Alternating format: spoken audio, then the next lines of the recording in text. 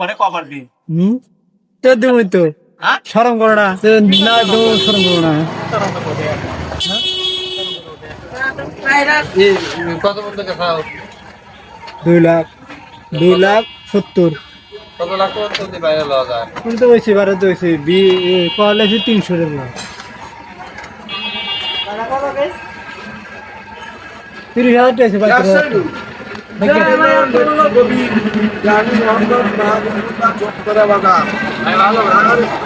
আন্ডারে আমি চাকরি করি আমার গাড়িতে ভাঙা